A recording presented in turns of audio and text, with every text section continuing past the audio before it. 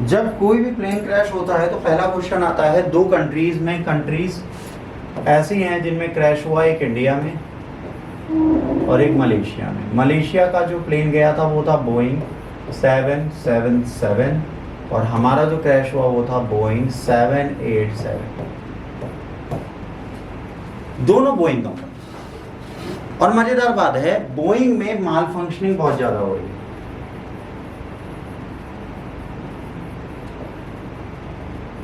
इसकी जगह एक और प्लेन है जो बनता है, वो है एयरबस का, एयरबस 319, एयरबस 320, एयरबस 380।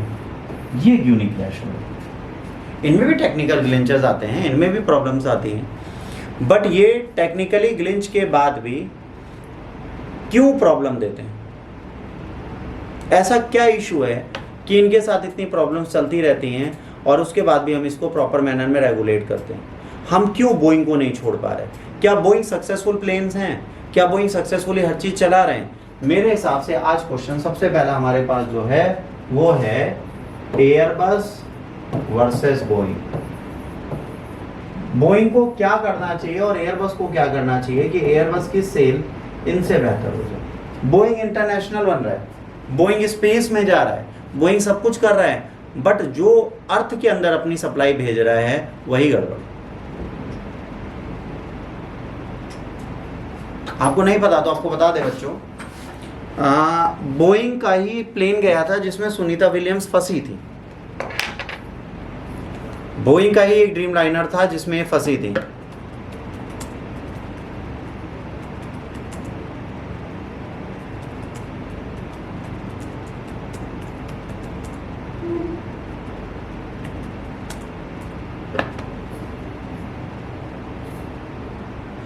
किससे गए थे? बोइंग स्टार लाइनर स्पेसक्राफ्ट से। किससे गए थे?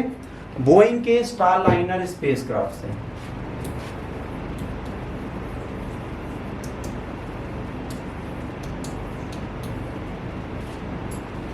आप स्पेस में जाने की बात कर रहे हो, धरती पे आपके प्लेन क्रैश हो रहे हैं। मतलब 14,000 फीट की ऊंचाई तक तो आप उड़ा नहीं पा रहे हो और आप कह रहे हो कि आप इंटरनेशनल बनोगे। भाई इंटरनेशनली बोइंग के क्रैश ज्यादा हैं और इसको सच में बोइंग की कंपनी को चेक करना चाहिए। इनको ये भी देखना चाहिए स्टार लाइनर वहां जाके माल फंक्शन क्यों करने लगा, कि उसकी हीट शील्ड खराब हो गई और सुनीता विलियम्स जिन्हें 7 से 8 दिन में वापस आना था 1 साल नहीं आ पाई, 12 मंथ्स उनको वेट करना पड़ा। ऐसा क्या हुआ? ऐसा क्यों हो रहा है कि ये सारी कंपनीज अपनी चीज़ों को रेगुलेट नहीं कर पा रही? बोइंग और एयरबस में इतना कंपटीशन क्यों नहीं हो रहा? क्यों बोइंग को ज़्यादा प्रमोट किया जा रहा है? इतने प्लेन क्रैश के बाद भी बोइंग क्यों बिक रहा है? एयरलाइंस बोइंग पे क्यों ट्रैवल कर रही हैं?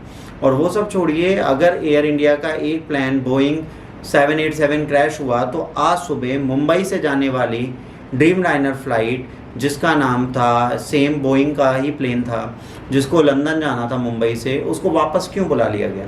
कोई ना कोई तो टेक्निकल ग्लिच है जो एयरलाइंस को भी पता है, कंपनीज को भी पता है, उसको वो छुपाते हैं।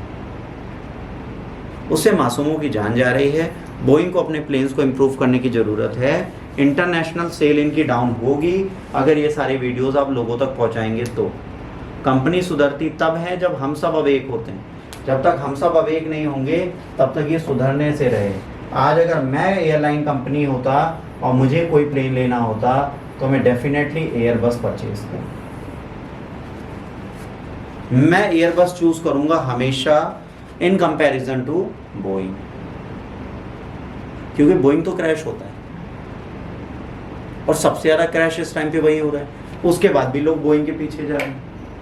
भाई रनवे पर स्किट हो गया, बारिश ज्यादा हुई, मैंगलोर में आ रहा था लॉकडाउन के टाइम पर, रनवे पर क्रैश हो गया, उसको हम गलती नहीं मानते प्लेन की। बट हवा में उड़ते उड़ते क्रैश हो गया, हवा में अचानक से गायब ही हो गया प्लेन। मलेशियन एयरलाइन के तो डेड बॉडीज तक नहीं मिली लोगों की, क्योंकि प्लेन ही नहीं पता कहाँ है। बेटा आप हवा में उड़ रहे हो और तकरीबन 45 से 46 हज़ार फीट ऊपर हाइट होती है एक्चुअल जब प्लेन उड़ जाता है पूरा, मतलब 7 से 8 किलोमीटर ऊपर तो आप उड़ रहे हो। और वहाँ पे अगर प्लेन 2 टुकड़ों में टूट जाए तो हम प्लेन से पता है क्यों जाते हैं, सेफेस्ट जर्नी रूट माना जाता है एयरक्राफ्ट। बट आज की डेट में तो दशाएं चल रही हैं कि प्लेन से जाने से अच्छा तो भैया ट्रेन से चले जाओ, ट्रेन के एक्सीडेंट में कम से कम बचने के चांसेस तो हैं। तो भैया कोई भी अगर ड्रीम लाइनर ले रहा है बोइंग का, तो मैं कहूँगा भैया मत लो। Boeing is hiding something and they are technologically a fail company. Boeing को खुद को इम्प्रूव करना पड़ेगा अगर उसको लोगों का ट्रस्ट जीतना है। तो व्हाट इज वे फॉर?